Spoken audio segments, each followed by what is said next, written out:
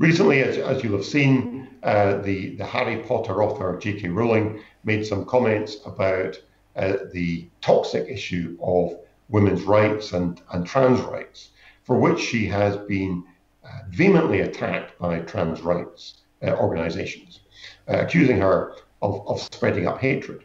Now, arguably, under this new law, she could be prosecuted for expressing what is a statement of biological fact about what a woman is, because this might be deemed to be promoting hatred against a protected group, in this case, trans women.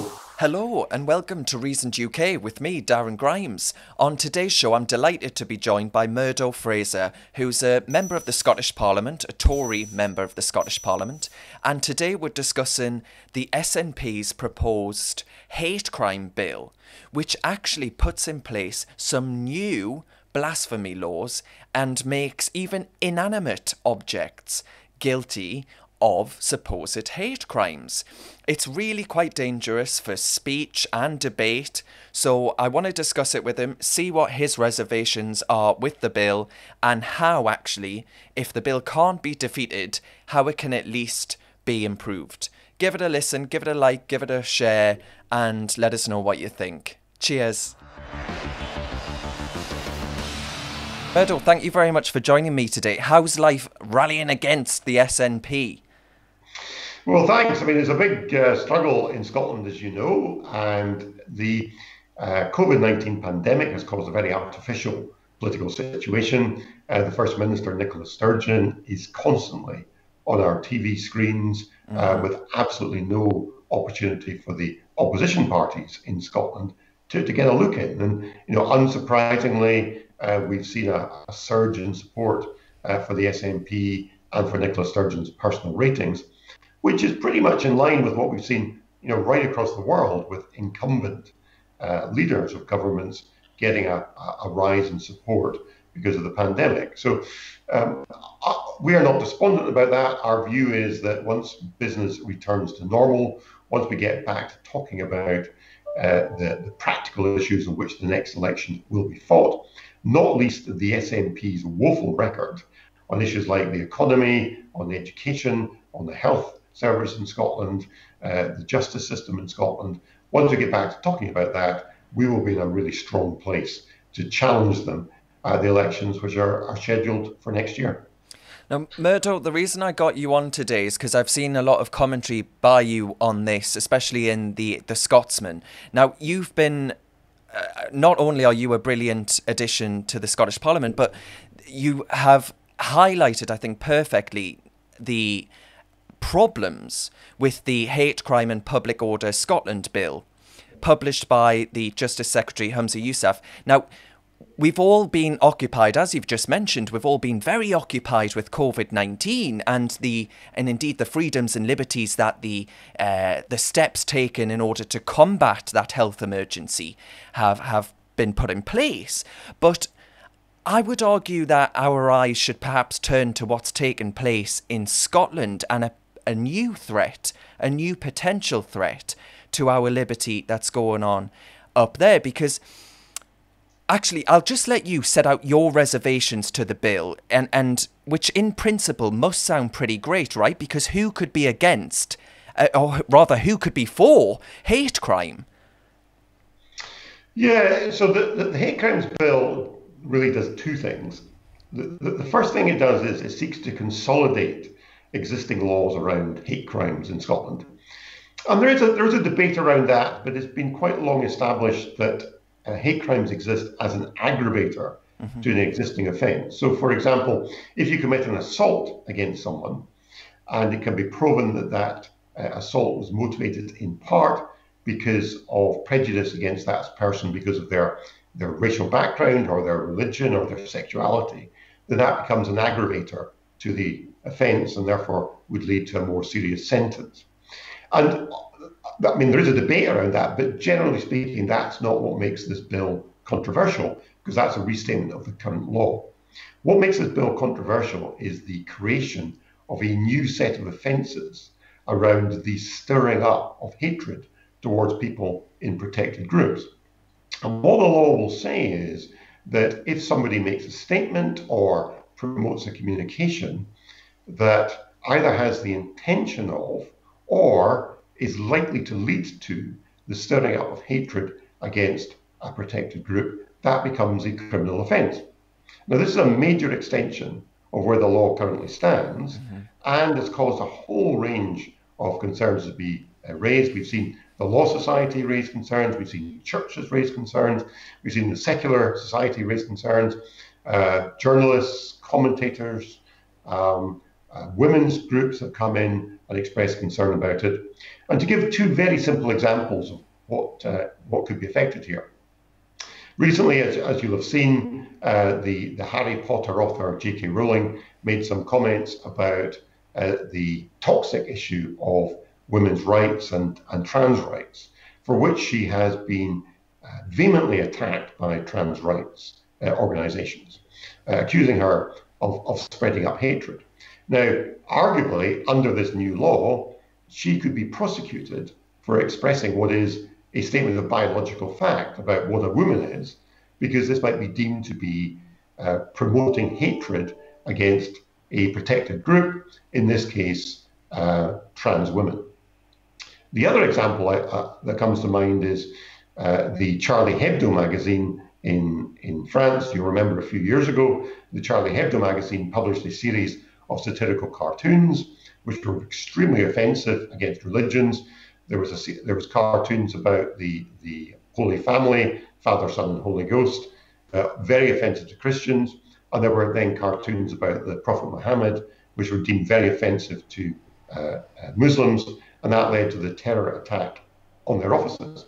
And at the time, people went around, claiming "Je suis Charlie," promoting this idea that we must defend free speech at all costs. In fact, under this legislation, a magazine like Charlie Hebdo could be prosecuted for stirring up hatred against religious groups by ridiculing and satirizing the religion in this way. And that's what makes this legislation potentially so dangerous, and why so many people have expressed concern about it. Now, I'm interested to know how you think this bill has come around, I guess politically, but culturally as well. What is the public support behind this bill? What does the public acceptance of it look like? And if everyday Scots are indeed welcoming of it, why is that? I'm not sure we know where public opinion on this is for sure, because I've not seen that tested. But certainly out with the ranks of the SNP, it is extremely difficult to find any objective commentary that supports the extension of the law as proposed by this bill. You asked Darren why it came about. It came about because of a review that was conducted by Lord Bracadale, a Scottish judge of hate crime legislation, and he made a number of recommendations about how hate crime legislation might be extended. There was previously a law in Scotland called the Offensive Behaviour at Football Act, which sought to criminalise football fans who were singing offensive songs. And this was a law introduced by the SNP government in the last Parliament. It was a law that was almost universally condemned as bad law. The legal profession condemned it, as you might expect. Football supporting groups condemned it, and all the opposition parties in the Scottish Parliament got together and repealed it. And what the Scottish government seems to be doing is trying to bring back in some of the aspects of that law. So they seem to have this ideological commitment to the notion of extending hate crimes to ban what they would see as offensive speech. And I think so far from what we've seen from opposition parties at Holyrood, they've been quite firm in saying this is a very, very bad idea. And as I said, you cannot find objective commentary in Scotland out with the SNP who seem to think this is a good idea. Now, I guess on the surface, it probably looks like a good piece of legislation. As I said earlier, who could be against combating genuine hate crimes? But the bill actually does have some positives in that it does away with outdated blasphemy laws, right? Which hasn't led to, you write about this, it hasn't led to a prosecution in more than 175 years. But what the bill replaces it with is actually far worse, right? I mean, this is one of the great ironies of the bill. It abolishes the blasphemy law, which has existed on the statute book but hasn't been prosecuted since, I think, the 1840s. But in effect, replaces it with a new blasphemy law. But the new blasphemy law will not just apply to the Christian church as the old law did. It will apply potentially to all religions, but not just all religions. It will apply to causes that might be controversial, such as, for example, the trans rights campaign. You will not be potentially allowed to criticize those who campaign for trans rights because of fear that that might lead to a prosecution to you for promoting hatred against a protected group under this law. So, it is extremely muddled thinking to repeal the blasphemy law on one hand, and yet in effect repeat it and extend it as this bill proposes to do. And I'm interested, actually, you reference the controversy over blasphemy laws back in the day, over the Monty Python sketch on Jesus Christ. But doesn't this bill also include a clause relating specifically to public performances that could actually see performers and indeed directors end up in trouble? Yeah, indeed. And that's one of the more sinister aspects of the bill. And it's not just performers and directors. Potentially, it's an offence to have in your possession written material that could be deemed offensive to protected groups, even if you do not publish that. So again, you're getting into the realms almost of, the Soviet state peering into people's homes and private lives to see material that they hold. So if you hold material that you have an intention of publishing at some future point, potentially you could be creating a criminal offence and falling foul of this legislation. Now, I'm interested in and I should preface this question by saying I am not a lawmaker or well versed in legalese, but commentators have actually highlighted concerns with the removal of intent. Now, what could that mean, indeed, that theoretically inanimate objects like statues or buildings, and obviously statues are very topical at the moment, but they could be guilty of a hate crime. And I wonder if you've any thoughts on how wide-ranging the repercussions of that could actually end up being. I'm not sure we'll see statues necessarily being dragged into court and being prosecuted, but the broader point is absolutely right. And if the new stirring up offences required, Winston is saved. Yeah, well, he's getting a wash at the moment, so good form. But if the new stirring up offences required intent to be proved, that certainly would be a better way to proceed, even though that I think would go too far for many people.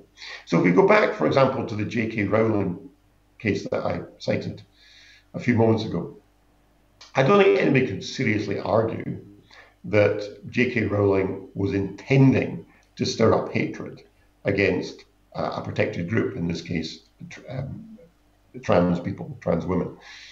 But under the laws proposed, you don't have to prove intent. It's simply the likelihood to stir up hatred.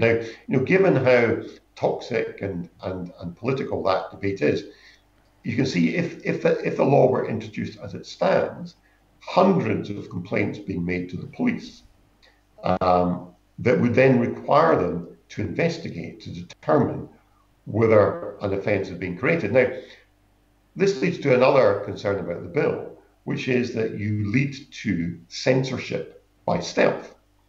Because who wants to take the risk of being investigated by the police, or having to be questioned by the police, of a court case being prepared, then having to defend their actions?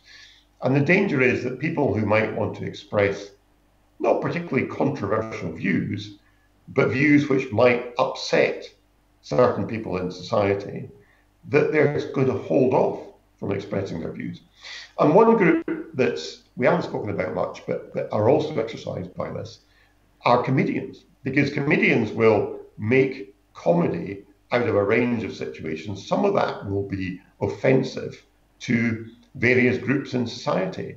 And yet, will comedians want to run the risk of facing prosecution because of some of the humour that they deploy? So, we talked about Life of Brian. Life of Brian, 40 years ago when Life of Brian was produced, it was banned in the city of Glasgow by the local council for being shown because it was deemed to be so offensive to Christians. So, if Monty Python made The Life of Brian today, quite possibly somebody could make a complaint to the police saying this is stirring up hatred against Christians, it's ridiculing Christianity. The police would have to investigate that, and you could actually see a court case. I mean, the whole thing is absolutely extraordinary and a complete overreach in terms of the state's power and interference in private lives. I think I've got 2 points there then. One, surely there are serious concerns about already overstretched court systems and police forces, which already have a backlog of work to get through, and this will surely create a hell of a lot more work for them by a deluge, potentially, of complaints around being offended and offensive, so-called offensive speech. But secondly, I can think of one BBC report in my head right now from BBC Newsnight, and they did a report on the GIDS clinic, which is England's only gender transition, basically, surgery. It does hormones and therapies and for children specifically, the Tavistock, NHS Tavistock clinic. And they did a report saying that there are certain parents who prefer a trans outcome over a gay outcome. Now, that's a very controversial topic, but it's a debate worth having, right? It's a debate worth exploring, especially when we're talking about things like self-identification. Would you be able to even have these debates if you were genuinely fearful of repercussions through the court system? That's one of the great risks of the legislation, is that people then back off from having these debates because of their concern about the police becoming involved. And it is like an extension of the wider debate we have about the cancel culture and this idea that people should be no platform and there are certain views that should not be heard, that we cannot allow that. And I think that's a very, very dangerous direction for society to be going down, to be saying we should not have debate. There are certain things that are beyond debate, and any contrary view should not be held and therefore must be squeezed out. And if necessary, we will create a criminal offence to prevent people expressing views that we might deem unacceptable. And if you look at many of the great reforms that have been in society over the past decades, amongst them LGBT rights, these reforms would not have happened without people speaking out and campaigning on these issues over a very long period of time and causing offence to folk who held contrary opinions. And yet, if we're not going to be allowed to cause offence, then how will we ever be able to move debates and reforms forward? Absolutely. Now, if we think about the union in particular, in the context of the union, what do you think the impact will be on the rest of the UK if this bill goes through, and on the politics of the union? Now, and I say that because you might be thinking, well, what's that got to do with the rest of the UK? But surely this is an attempt by the SNP to differentiate themselves further from the rest of the United Kingdom, as much as possible. How much does this bill fit into that narrative? I think there are some really interesting cross-border issues here about publications that might be produced in other parts of the UK but then promulgated in Scotland, or things that are events that take place elsewhere in the UK where they are broadcast into Scotland or promoted on social media. So, once again, you see an attempt to create a quite different legal structure in Scotland, which is going to present challenges for cross-border communication. Now, we've always had an independent Scottish legal system, and that's never been an issue. But the world is a rapidly changing place, and in these issues of publication of material, where you have communications that progress across the whole UK, I think that would create very substantial challenges. It all ties in, I think, to a wider approach from the SNP government, which is about trying to create more difference between Scotland and the rest of the UK. We know that the SNP want Scotland to be an independent country. That's no surprise to anyone. That's their stated aim. But they don't like the idea that people in Scotland are essentially the same in the way we think and the way we act and the views we hold, in compared to the people of England, Wales, and Northern Ireland. And yet, all the studies that are done on social attitudes show that is the case. The differences in opinion between people in Scotland and people in the rest of the UK are actually very minimal. That doesn't suit the SNP's agenda, and therefore what they want to do is try and find points of difference that they can then talk up and use to try and promote the cause of independence. Well, I was actually about to ask that question next. If we think about the culture of politics in particular, and in the context of the future of Scotland, we're often told by the SNP that, England is this nasty Tory backwater that doesn't share the same values as them, but that actually isn't reflected in poll after poll, is it? At all? No, indeed. And if you look at, there's an annual exercise done by Professor Sir John Curtis, who's, I think, the UK's leading psephologist now, based at, I think it's Strathclyde University. And he does the annual social attitude survey, where people across the UK are polled on a whole range of issues. And on virtually every issue, the difference between how people in Scotland think and how people in the rest of the UK think is minimal. Even on issues like immigration, which the SNP talk a great deal about, there's very little difference in opinion amongst people in Scotland and people in the UK as a whole on immigration. But it's an essential part of the SNP narrative that they want to portray England in particular as a country of Brexit voting, neo-racist, lager-swilling louts, who are very different to people in Scotland. Now, that is a ridiculous caricature of England. Great Britain as a whole, most of which, of course, is made up of people from England, is one of the most liberal, tolerant countries in the world. It has had swathes of immigration from all parts of the world over the last century and more. Overwhelmingly, immigrants have been welcomed to England as they have been to other parts of the UK, despite their racial background, despite their religion, despite their colour and their culture. They have been welcomed. And Britain is, I think, the only country, certainly the only major country in Europe, that has not seen the rise of the far right as a political force over the last decade. This is a tremendous, tolerant, liberal, open country. And that is what we should be celebrating. And that is not the caricature that the SNP want to portray that England is.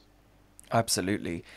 If we stay on the topic of I guess, reading the electorate wrong, and in Scotland in particular, do you think there's a rush by Westminster and Whitehall, or rather a tendency to just ignore the Highland-Lowland divide, if indeed there is a divide? And to what extent do you think that the problem with focusing on the defence of the Union in particular is that there's an assumption that Scotland is just this one big homogenous mass? And I ask that question because it happens, or it used to happen, where I'm from in County Durham, right? We were all thought of as just this one socialist loving, Jeremy Corbyn fanboys utopia. And it clearly wasn't the case, right? Because County Durham's now got Tory MPs.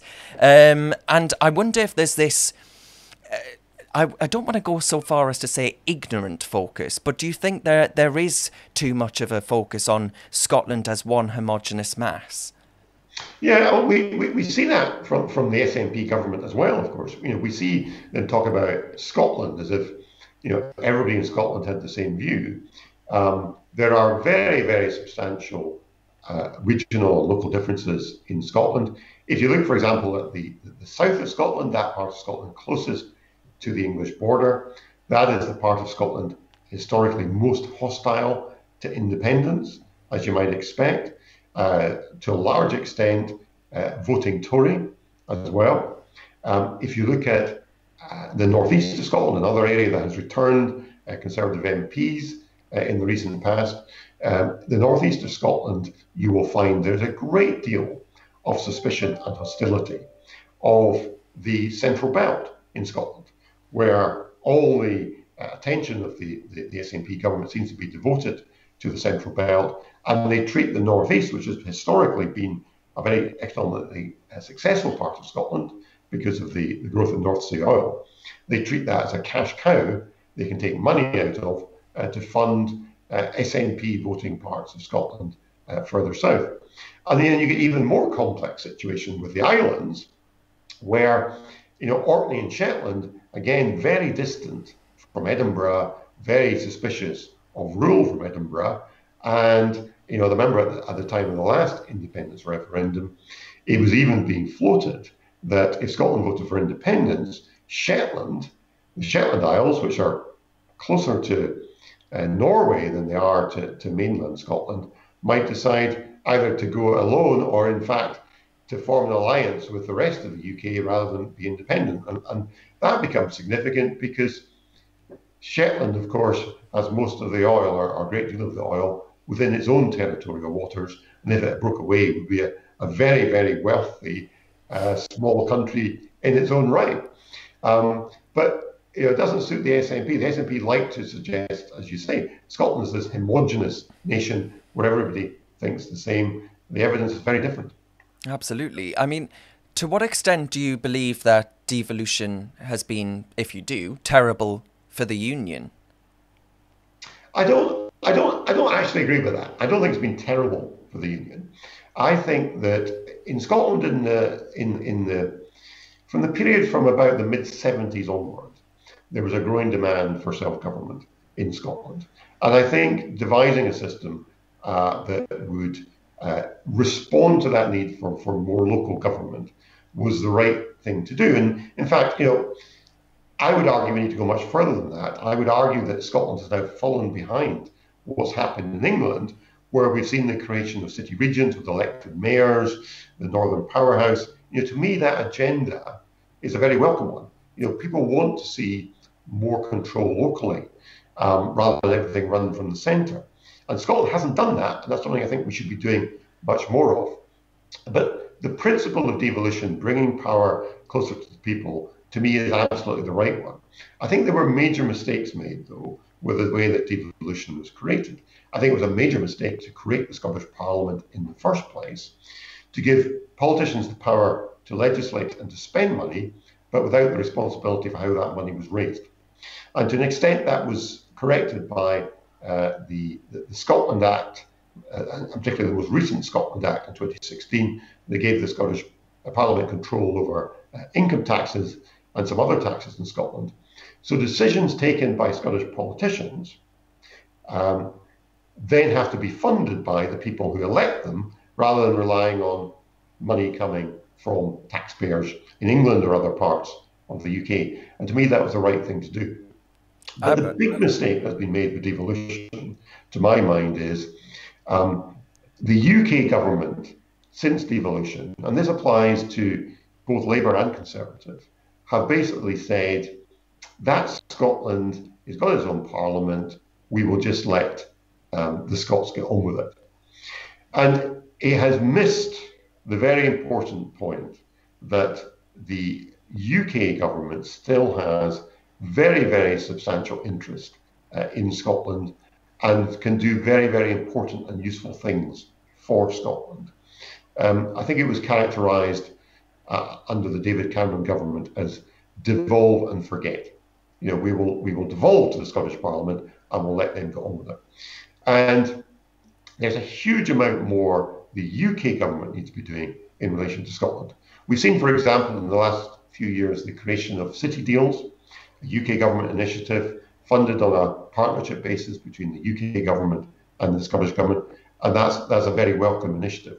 But there's much more we should be doing, and Brexit gives an opportunity, because we're coming out of EU structure funds, to create with the new UK Shared Prosperity Fund a footprint for the UK government to spend money and support projects, particularly infrastructure projects in Scotland directly, and be visible and be seen to be relevant to people in Scotland. Because at the moment, the Scottish government have the field effectively all to themselves, and I'm hoping that is about to change.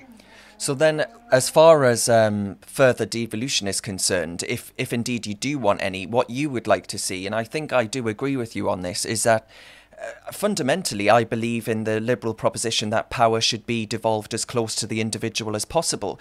But my understanding from what I've seen in Scotland is that far from actually decentralising away from Westminster, all that's happened is that everything is now centralised from Holyrood, right? Yes, absolutely right. And I think we're now at the limit of powers that should be devolved from Westminster to Holyrood.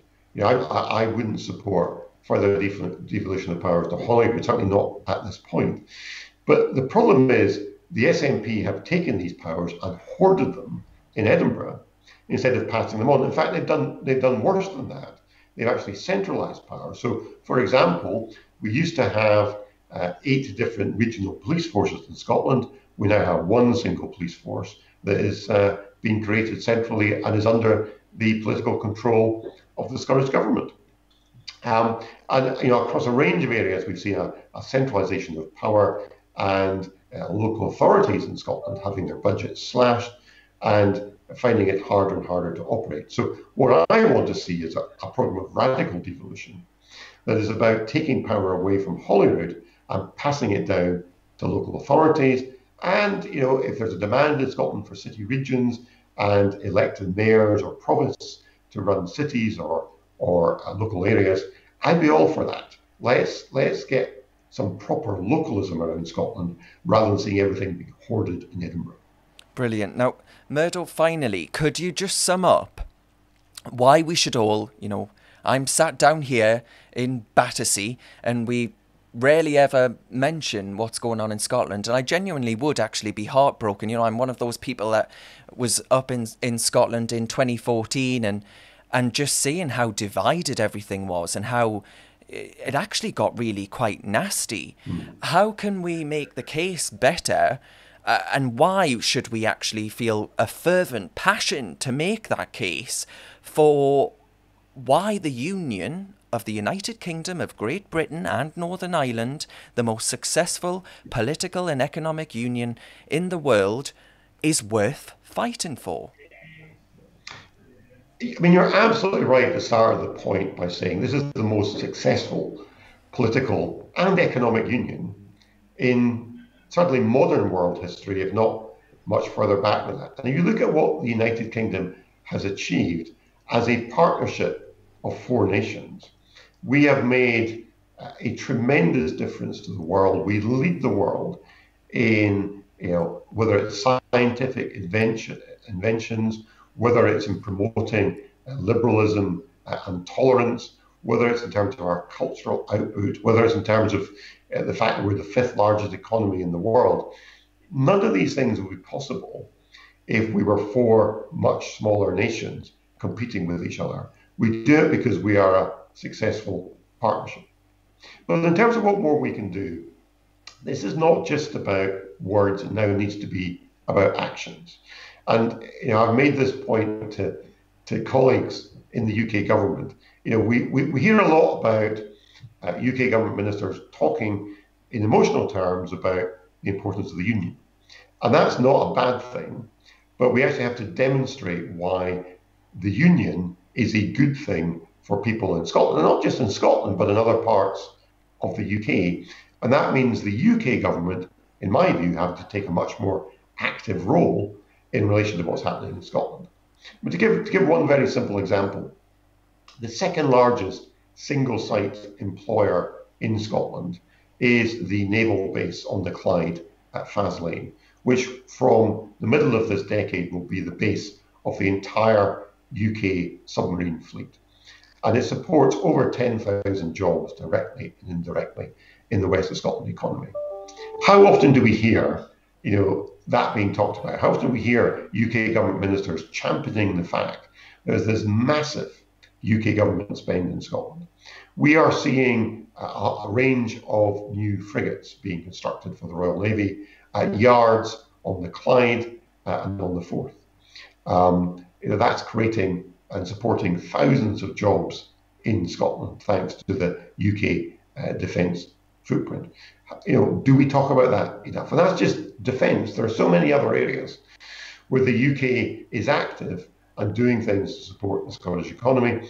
And the Scottish economy would be substantially diminished if we were to see an end to the UK internal market, which of course is what the SNP want to do. So, words about our precious union are great, but what we need actually are actions and demonstrating why the union is important both to Scotland and the UK as a whole. Beautifully put. Murdo, thank you very much for joining me today. Thank you, it's been a pleasure. Reasoned is a grassroots organisation that relies on support from people like yourself who want us to continue producing our free-thinking, high-quality content. You can rest assured whatever you donate, big or small, will be put back into ensuring we win the battle of ideas. Thank you for your support.